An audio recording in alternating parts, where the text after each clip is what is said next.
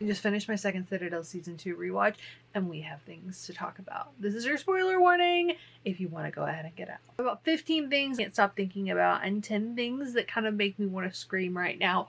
We're going to try to pick the top 5. Number 1, was it a completely different show? I talk about this in content a lot, but there's always the personal question when you're engaging with anything of what were my expectations with this, and were they matched with what I was hoping to experience?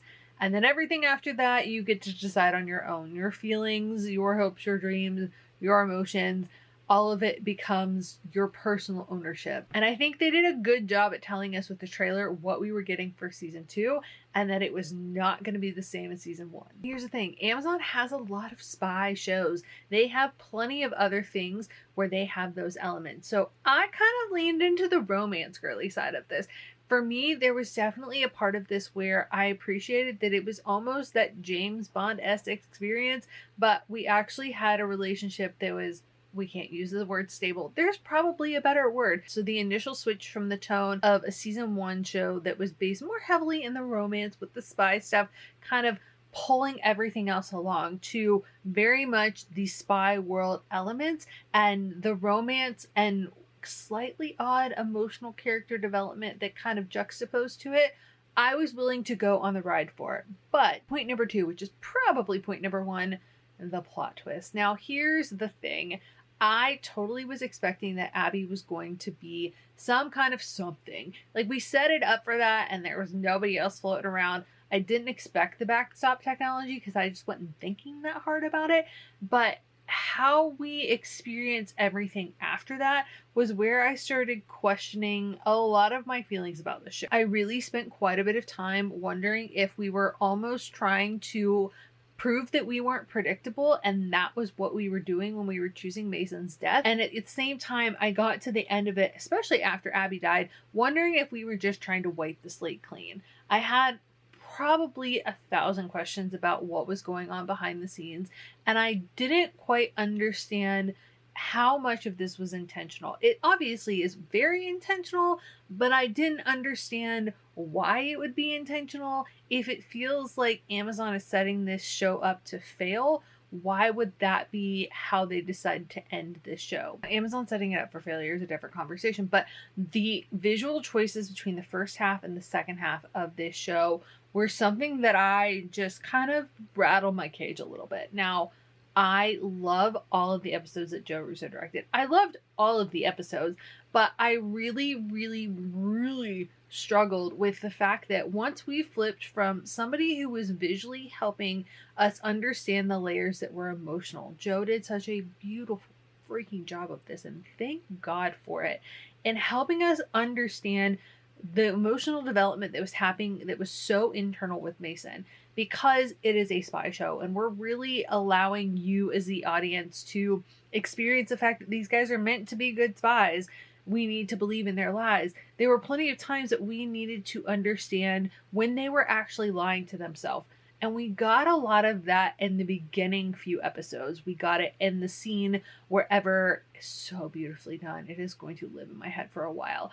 And the conversation with Mason and Abby whenever he is really trying to make his case to be Kyle. And I think even more so before she knows that she's Celeste. Without Hendrix in the mix, Abby doesn't have those same reasons to stay in this. And the moment that we see him flip, and we need to see him flip from Kyle to Mason so that we can start to track visually the differences as we go, it just helps me lock in. I love that. That full moment was so needed. But on top of that, we go through the conversation where he is trying to convince Abby that he loves her. He is trying to convince her that he is the same man that she married. And more as we go throughout that conversation, it's like the lie is clouding the entire world. The screen gets blurrier. The light is blurring him out a little bit. He is not in focus. They pay people good money to keep you in focus. That is intentional. There were so many of these little moments that when we flipped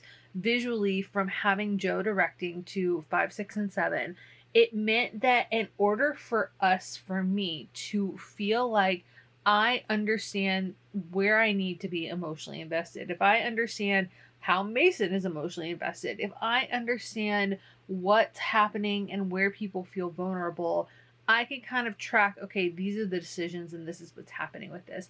And that was really grounded in the performances that we were getting, but it felt like it took a lot more for me to sit down and to understand and connect with. That's not to say that it wasn't brilliantly done. I think sometimes when you have an unexpected emotional journey for a character, it feels harder for you as a viewer to process it because you're really having to honestly verbalize the trauma and understand what is going on. So sectioning the season off visually made it so the back half, when we're in the emotional weeds, felt a lot harder than it needed to. Mason's death as a finality removed the hope of it all, and it was such a sharp decision.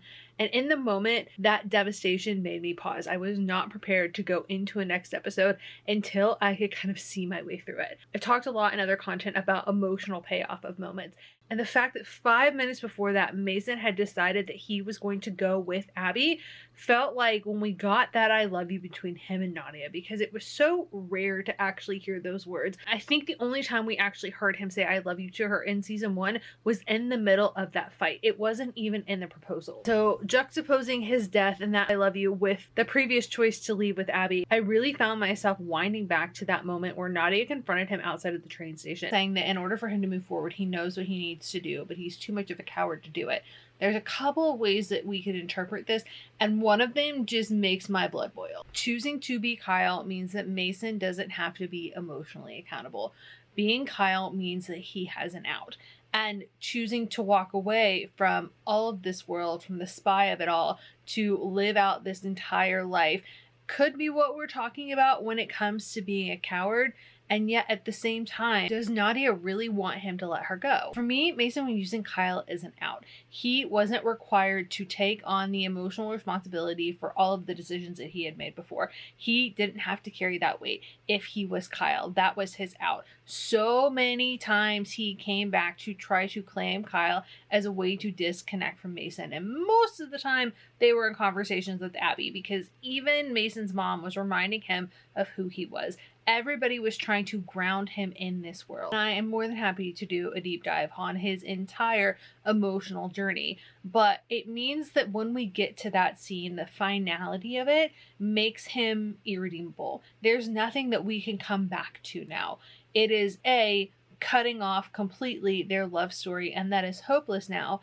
But the way he dies and how it is juxtaposed with the conversation he had 5 minutes ago to choose Abby, not just that she killed him, but in the fact that we go from him making this choice to get out, whether or not that makes him a coward or not, in my opinion it does, and then we go to him saying that he loves you to Nadia.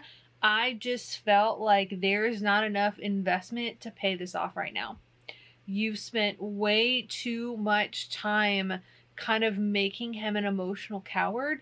To give him this moment and then have him die means he's pretty consistent in the fact that he's not going to have to face the consequences of it now, because choosing Nadia would mean that he couldn't just run away from everybody. So in my eyes, it cut off both the hope of that romance and the redemption and what they could have had together, but it also made him emotionally a coward, and I don't know how I feel about that as his ending for this television show. I do appreciate when men get to do storylines that are emotionally complex, but it leaves us at our 5th point in a place that feels the most frustrating overall. Amazon's lack of marketing for this show. If we're looking at the way that they're presenting everything right now, and I've seen quite a few headlines to say that people are watching this show and it's picking up numbers that weren't expected. So maybe that helps everybody out, but I feel like the people who bought into the original investment are not going to get that payoff now. The plot twist and the natural conversation around this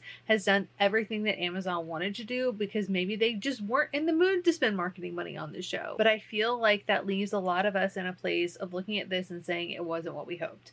Not even that it was different, but that the pieces that we were clinging to from season 1 are no longer available, because the Nadia and Mason of it all is done. It is gone.